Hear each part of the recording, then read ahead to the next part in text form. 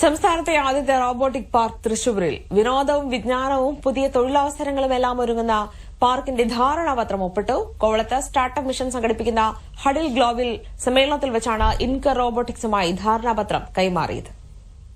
തൃശൂർ ജില്ലാ പഞ്ചായത്തിന്റെ കൈവശം രാമവർമ്മപുരത്തുള്ള ഭൂമിയിലാണ് റോബോ പാർക്ക് വരുന്നത്. 10 ഏക്കർ സ്ഥലത്താണ് പാർക്ക് ഒരുക്കുന്നത്. ആധുനിക സാങ്കേതിക വിദ്യാ വികാസങ്ങളെ അടുത്തറിയുന്ന രീതിയിലാണ് പാർക്ക് സജ്ജമാക്കുന്നത്. റോബോട്ടിക് AI സാങ്കേതിക വിദ്യ ഉപയോഗിച്ചുള്ള നൂതന പരീക്ഷണങ്ങൾ പാർക്കിലൊരുക്കും. ഇതുവഴി പുതിയ സ്റ്റാർട്ടപ്പുകളുടെ തുടക്കവും ലക്ഷ്യമിടുന്നു. ഇൻകർ എന്ന കമ്പനിയാണ് റോബോ പാർക്ക് ഒരുക്കുന്നത്. സംരംഭത്തിനുള്ള പണം കമ്പനിയാണ് മുടക്കുന്നത്. ഫ്യൂച്ചറിസ്റ്റിക് ടെക്നോളജീസ്, അത് robotics, AI, IoT, 3D printing, AR, VR, drones തുടങ്ങിയിട്ടുള്ള ഫ്യൂച്ചറിസ്റ്റിക് ടെക്നോളജീസിന് വേണ്ട ഒരു എക്കോസിസ്റ്റമാണ് നമ്മൾ വിഭാവനം ചെയ്യുന്നത്. ആ എക്കോസിസ്റ്റം എന്ന് പറഞ്ഞാൽ അവിടെ അവയർനെസ് വേണം. അപ്പോൾ ആളുകൾക്ക് ഈ ടെക്നോളജി എന്താണെന്ന് മനസ്സിലാക്കണം. അതൊരു കർഷകന് വന്നിട്ട് കർഷകന് ആവശ്യമായ രീതിയിൽ AI മനസ്സിലാക്കാൻ പറ്റണം. ഒരു ഡോക്ടറാണ് വരുന്നതെങ്കിൽ എങ്ങനെയാണ് റോബോട്ടിക്സ് അല്ലെങ്കിൽ എങ്ങനെയാണ് IoT യൂസ് ചെയ്യാന്ന് മനസ്സിലാക്കാൻ പറ്റണം. 350 കോടിയാണ് റോബോ പാർക്കിന്റെ നിക്ഷേപം. ആദ്യഘട്ടത്തിൽ കമ്പനി 50 കോടിയാണ് മുടക്കുന്നത്. പ്രവേശന ഫീസിൽ നിന്നാണ് തിരികെയുള്ള വരുമാനം കമ്പനി പ്രതീക്ഷിക്കുന്നത്.